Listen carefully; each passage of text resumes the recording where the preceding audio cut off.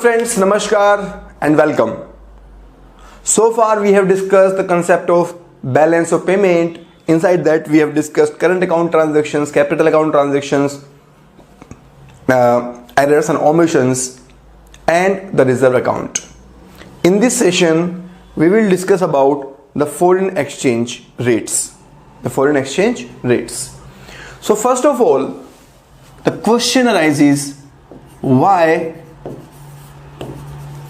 we need foreign exchange. By the way, what is the meaning of foreign exchange? The foreign exchange means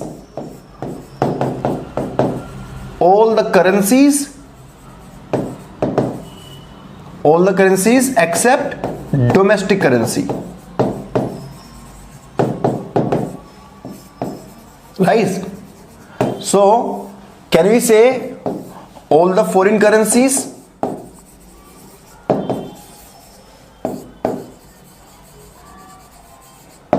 All the foreign currencies means the foreign exchange. Why we need the foreign currencies? So we need the foreign currency for the import transactions. For example, if we have to import, for example, if Mr. Rahul has to import one laptop from USA, right? So I have to pay the USA seller in the US dollar terms. So payment has to be made in the US dollar terms, and I, being the Indian citizen, I am visiting USA. I will not have the US dollar in my pocket. I will be having the Indian rupee. So I will convert my Indian rupee into dollar. Similarly, in case of export transaction,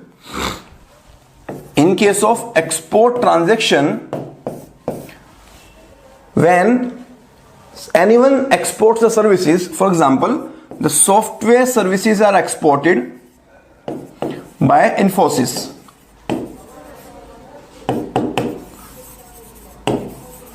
So the buyer of the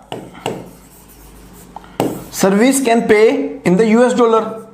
Suppose the buyer pays in the US dollar. So Infosys, it is located in India. It has to pay the salaries, it has to pay the other expenses. So it will convert this US dollar into Indian rupee so that it can use this amount in the Indian market. So import, export, then capital movement, etc.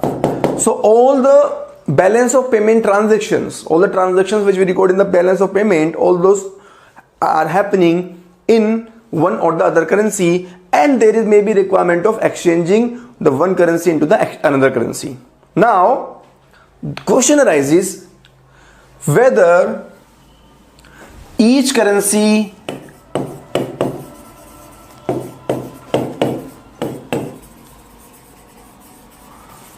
is having same value. Whether each currency is having same value.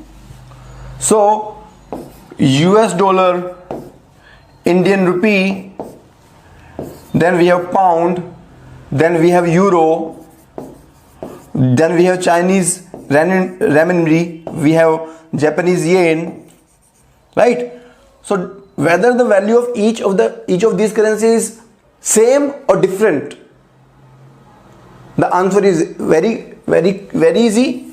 Every currency has the different value. And why different value? Because the value of any currency depends upon the level of economic development of the country. It depends upon the share in the world trade of a particular country.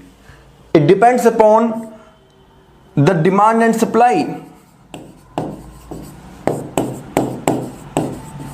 It depends upon political stability. It depends upon inflation and so on. So there are a lot of factors which determine the value of the currency of a particular country, right? The point is that each of the currency is having different value. Now, to perform the transaction, the transactions that we discussed, import, export, capital movement, salary payment, when we want to convert the currencies for those transactions, then certain relation has to be established between the different currencies. So certain relation has to be established between US dollar and Indian rupee, that how much Indian rupee are required to buy 1 US dollar, how much pound is required to buy 1 US dollar, how many euros are required to buy 1 US dollar, and so on. So the relation between the domestic currency and the foreign currency, or the relation between one foreign currency and another foreign currency has to be established, and that relation is called exchange rate. That relation is called exchange rate. Now the value, it can be either based upon the market forces, or it can be decided by the government. It can be fixed by the government. So either it can be based upon the market forces or it can be fixed by the government.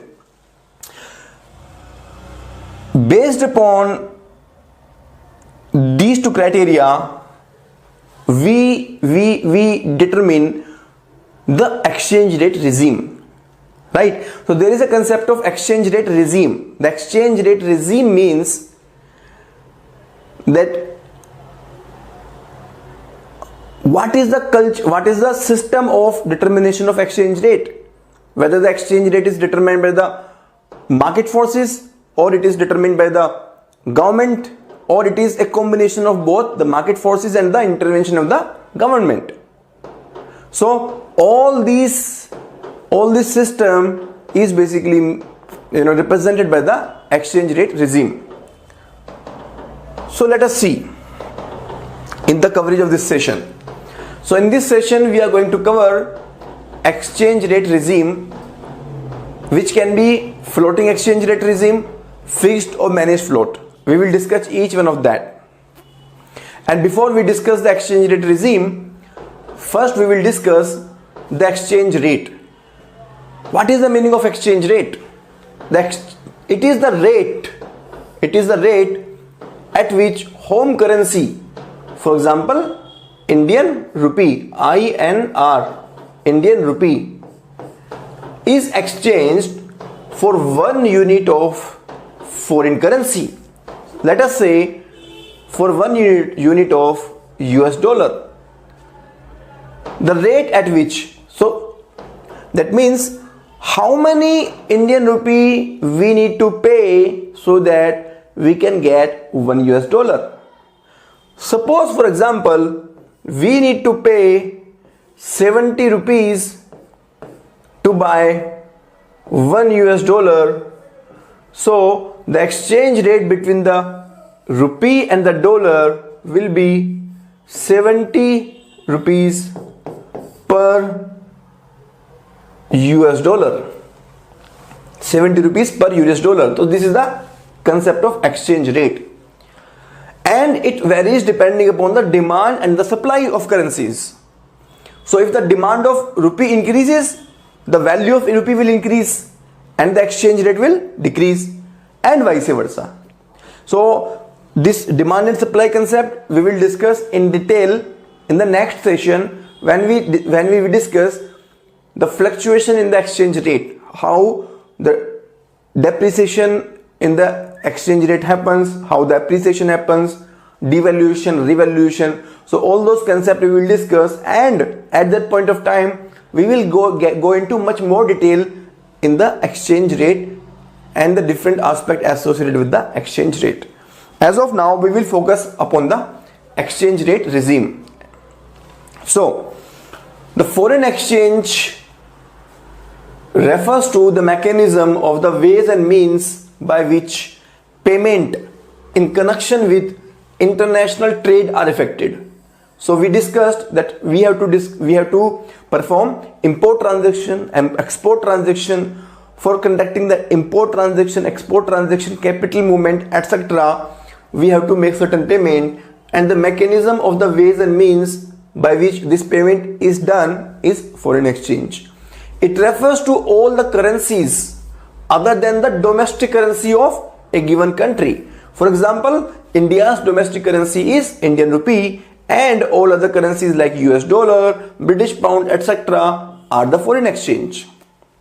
Now, the rate of exchange or exchange rate is the price of one currency expressed in terms of another currency, right? So in our example, we said the price of one currency expressed in terms of another currency. That means the price of Indian rupee is 70 expressed in terms of US dollar, that is the $1. It is reflection of the external value of the domestic currency. So this exchange rate represents the external value. So for example, if $1 is equal to 70 rupees, or in another situation, $1 is equal to 50 rupees, out of these two situations, in which situation the external value of domestic currency is high? This is the question that I am asking to you. Out of this and this, in which of the situation the external value of Indian rupee or the domestic currency is high? The answer is in this case. In this case, we can pay 50 rupees and buy $1. And in this case, we have to pay 70 rupees to buy $1. So definitely the value of Indian rupee is much more in the second example, second situation. So in this concept, we will get into much detail when we discuss the concept of appreciation, depreciation, valuation, revaluation, etc. So don't worry. It should also be noted that exchange rate is not always constant. It goes on changing from time to time on account of change in the demand for and supply of the foreign currency. Why it is required? So different countries have different currencies, right? So we have India, America, the currencies rupees, dollar, with different values. We already discussed that each of the countries having different value. When trade takes place, trade means export and import. The persons of these countries have to convert their currencies to another country. So I took the example of laptop, Infosys, when the buyer or seller or both have to convert the currency to make the payment. For this purpose, the concept of foreign exchange came into operation. Now, exchange rate regime. The way an authority manages its currency, in relation to the other currencies and the foreign exchange market, right? So whether there is the role of market forces only, or there is government intervention,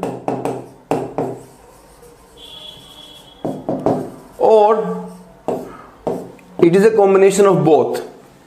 There are three different possible situations, right? Whether the exchange rate is determined by the market, or exchange rate is determined by the government intervention, or there is a combination of both. This system, this is called exchange rate regime. The way an authority manages its currency in relation to the other currencies and the foreign exchange market. Now, if we see the foreign exchange rate regimes, it can be of primarily two categories. So there are primarily two categories. One is the floating exchange rate, and this is also called as flexible exchange rate, right? And another is targeted exchange rate. So we have targeted exchange rate and we have floating exchange rate.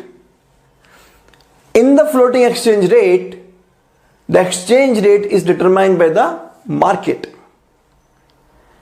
When I say market, it means the forces of demand and supply. The forces of demand and supply. Another is targeted exchange rate. Here, the exchange rate is determined by monetary authorities, and it can further be classified into three different categories: number 1, number 2, and number 3. So what are these categories? Let us see. First is the fixed exchange rate. Fixed exchange rate means there is constant target. There is constant target. So the rate is completely fixed. The rate is completely fixed. This fixed exchange rate can further be classified into two categories. One is fixed peg and another is currency boards. So when the fixed exchange rate happens by the central bank, when central bank is determining the fixed exchange rate, then this is called fixed peg. And in case the central bank is not responsible for determining the fixed exchange rate, rather this is the central government, then this is called currency board, right? So fixed exchange rate, it can be classified into fixed peg and currency board. Coming back to the targeted exchange rate.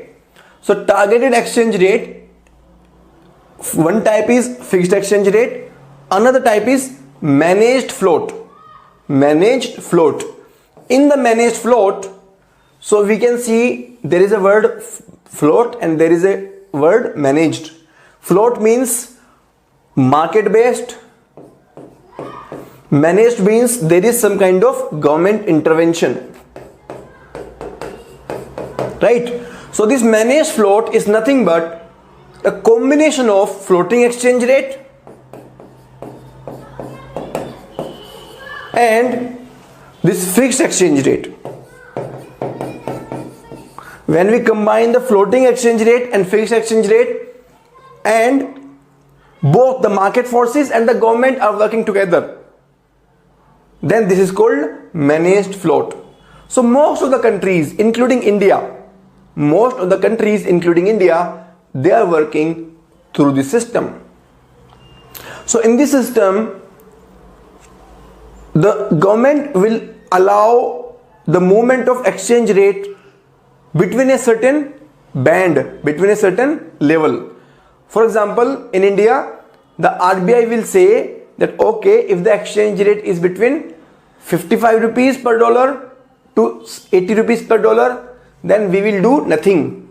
But in case it goes below 55 rupees per dollar, or it goes above 80 rupees per dollar, in that case we will intervene, because in that case there will be adverse impact upon the economy because of the too much movement in the exchange rate.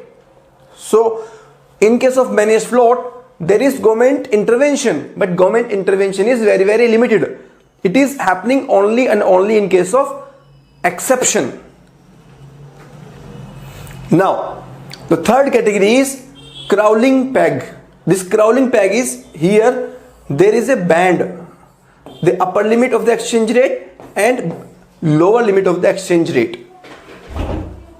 Primarily you need to know these three: the floating exchange rate, the fixed exchange rate, and managed float. These are the three primary categories. Now let us see in detail these three categories. The first category is flexible or floating exchange rate regime.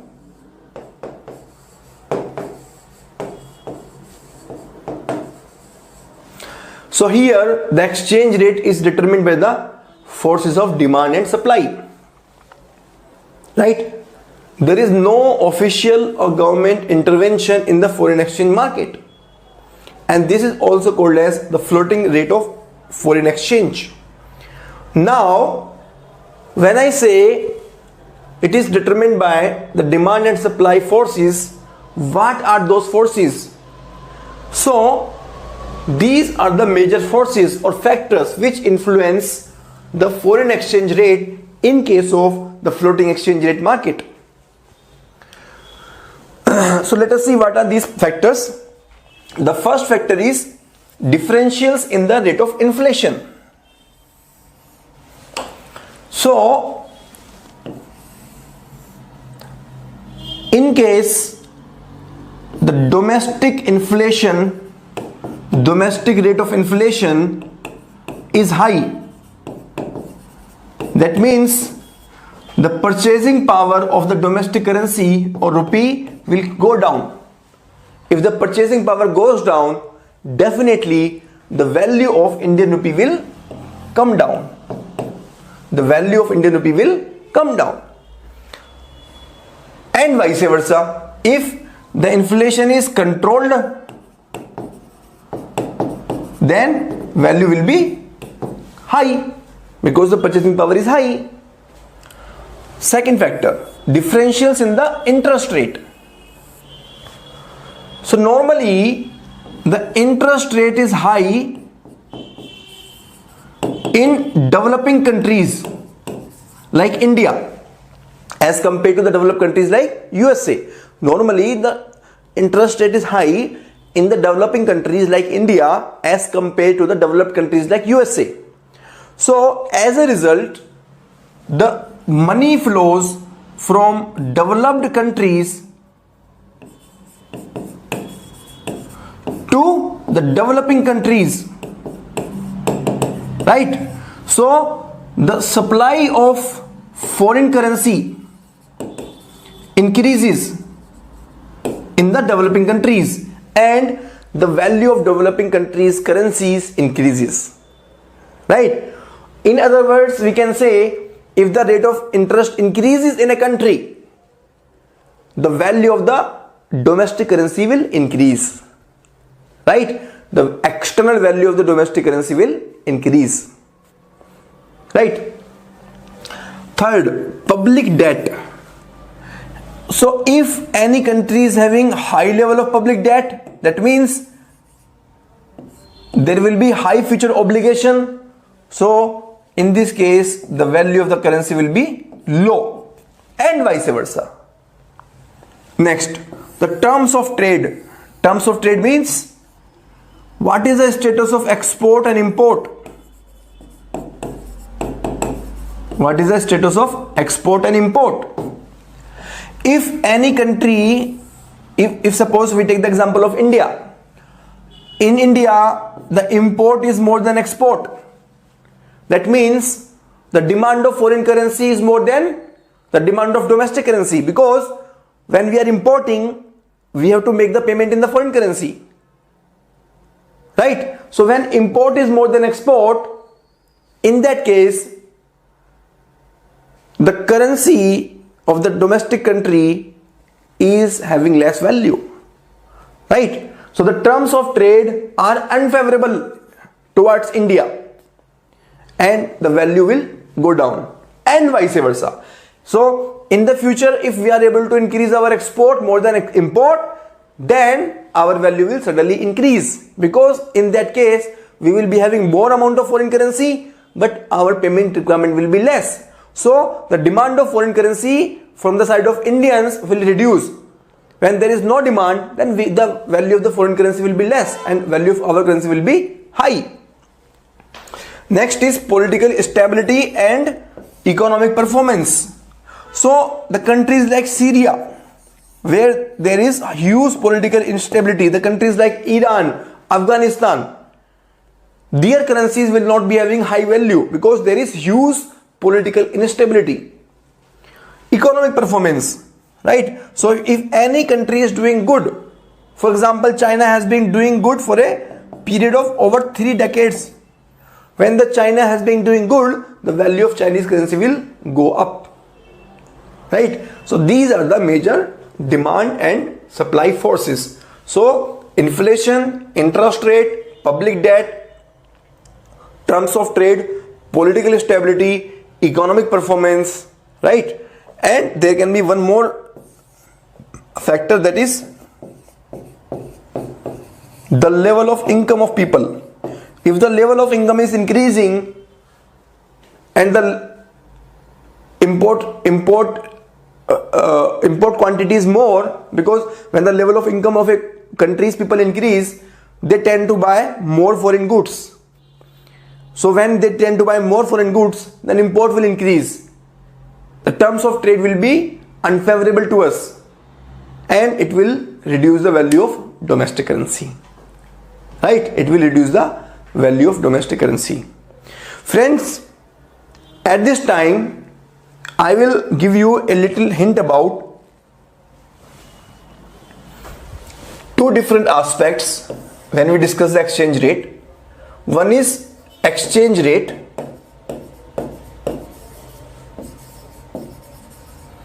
Another is external value of foreign currency. Please understand this concept carefully. If you are able to understand this concept carefully, then this exchange rate concept will become very, very easy for you.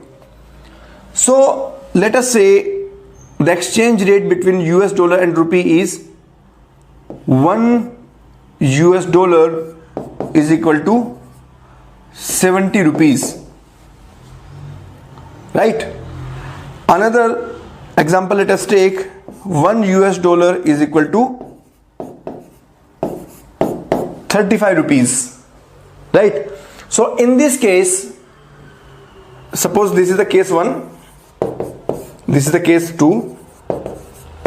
So in the case 1, the exchange rate is high, but the external value of foreign currency, external value of domestic currency, the external value of domestic currency, that is rupee, is low, because we need to give 70 rupees to buy 1 US dollar. Right? So the external value of domestic currency is low. In the second case, 1 US dollar is equal to 35 rupees. That means we need to pay only 35 rupees to buy 1 US dollar. That means the external value of the rupee has increased, but exchange rate is decreased. The exchange rate is decreased. Right? So this exchange rate and external value of domestic currency both are different. I just wanted to tell you about this thing. Right? So when we discuss the concept of devaluation, revaluation, etc., then this concept will be much more useful. But still, I just wanted to let you know about this concept. So even in these factors, I was discussing about the value concept. That in case the domestic inflation is high, the external value will come down. Exchange rate will increase. When the interest rate in India increases, the external value of Indian rupee will increase. The exchange rate will come down. Right? Now, what are the advantages and disadvantages of the foreign floating exchange rate? The first advantage is that there is continuous and automatic adjustment through the foreign exchange. So there is no tension on the side of government. The exchange rate increases, decreases automatically. Right? So I hope you remember the concept of invisible hand theory that we discussed in the economic survey. So the invisible hand theory automatically works, and it benefits all the stakeholders, the buyers, the sellers, the producers, the government, and it rewards efficiency. It rewards those countries which are able to maintain a reasonable level of inflation, which are able to provide high rate of interest, which are able to ensure political stability. Right? So it rewards efficiency. Second, destabilizing effect of speculation is removed. So the speculation becomes very, very less, because everything is open, there is no secrecy, everyone knows that market forces are determining the exchange rate. It reduces the need for central banks to hold large amount of foreign currency, right? So in the fixed exchange rate regime, the government might have to maintain huge amount of foreign exchange reserve, so that in case of any eventuality, the government may have to control the exchange rate through putting the money into the market or withdrawing the money from the market. But in case of floating exchange rate, there is no such requirement. Disadvantages: no guarantee that a rate will clear a balance of payment deficit. So there are always chances of BOP deficit going high, right? We may not be able to control BOP deficit, and because of that, we may be in a situation where we will be having the shortage of foreign exchange, and we will become dependent upon the outside country for the supply of foreign exchange. Second, effects on domestic inflation. Yes, so this exchange rate can impact the domestic rate of inflation, right? Uncertainty is there, and the foreign currency reserves are kept anyways by the central bank. So anyways, central bank has to keep certain amount of foreign exchange reserve for maintaining its international obligations under the Bank of International Settlement, under the IMF, etc. So anyways, this reserve have to be maintained. Now the next system is fixed exchange rate regime.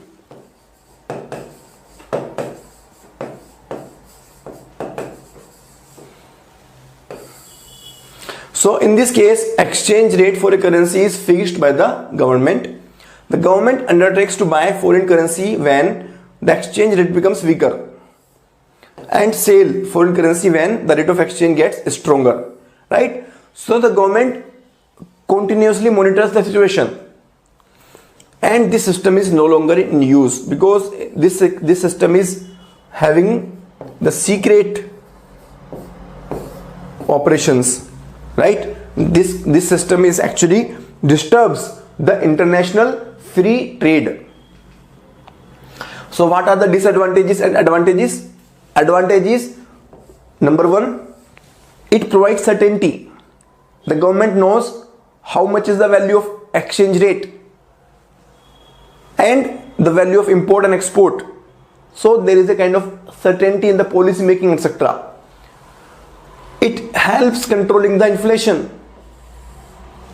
because we know how much is the import cost, we know how much is the export value, so inflation may be controlled. Third, it provides international price stability. In the international market, the prices of our goods and services will be stable. But there are disadvantages. First of all, this rate has to be continuously revised.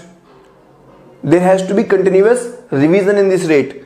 Secondly, it can impact the fiscal policy because the government may have to spend some amount from its pocket to maintain this fixed exchange rate, and there can be scope of speculation.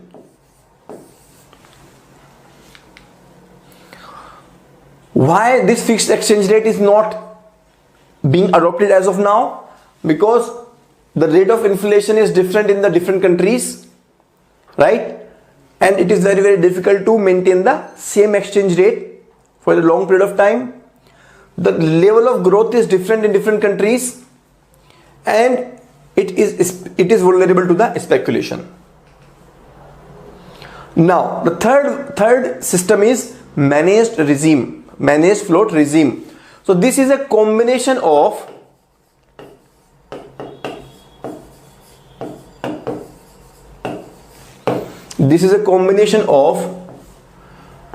floating or flexible and the fixed exchange rate regime, right? So it's a combination. So in this case, the central bank intervenes and it maintains certain reserves to ensure that exchange rate stays within the targeted value, right? So it performs the function of stabilization of economy.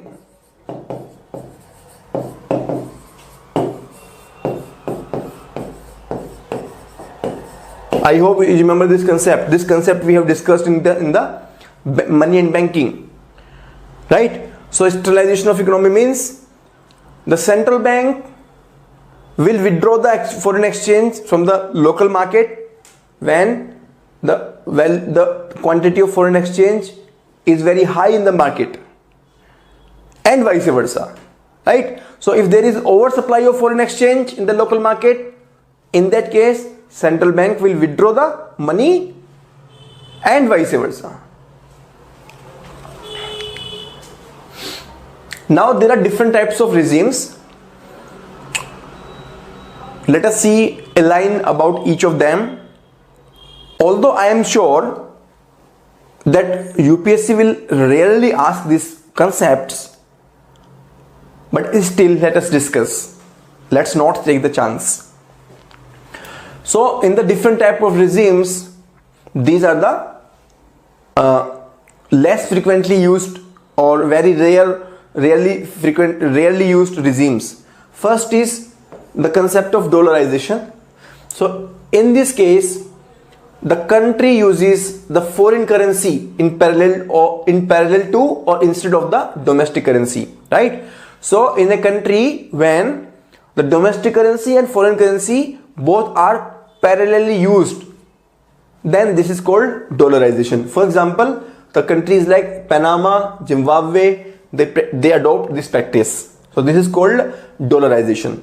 Secondly, currency boards we have already seen. So in the case of currency board, there is a monetary authority which maintain a fixed exchange rate with a foreign currency, right? So the countries like Hong Kong, Bulgaria, they adopt the concept of currency boards. Third is monetary union. So group of countries using a common currency issued by a common regional central bank, right? For example, the Euro Union maintains this monetary union and they use the currency euro, which is issued by the European Central Bank, ECB.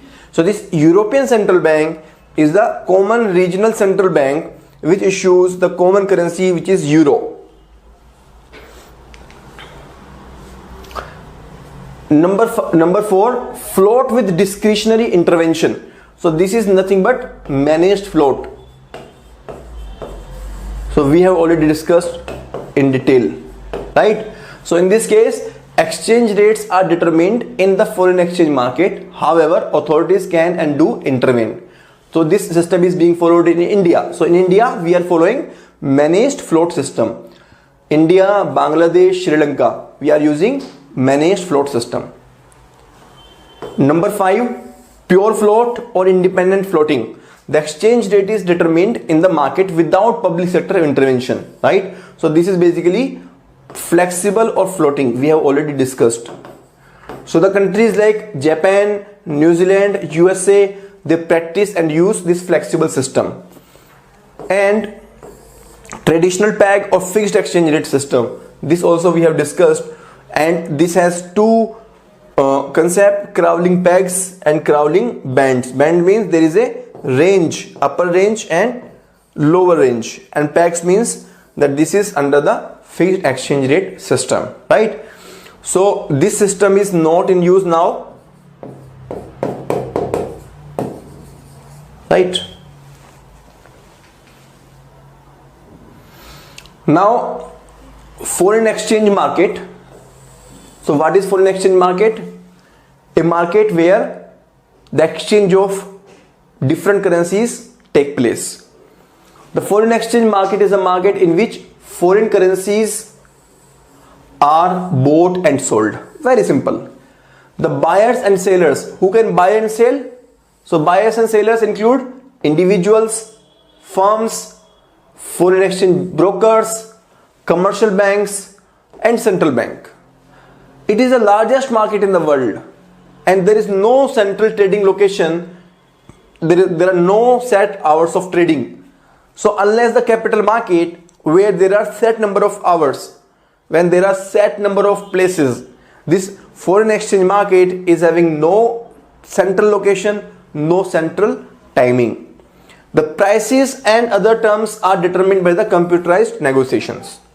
What are the functions of this market? So the first function is transfer function, the transfer of one country's currency into the another currency. Credit function, that means borrowing, etc. Third is hedging function. Hedging function means basically ensuring, it's a kind of insurance, right? So ensuring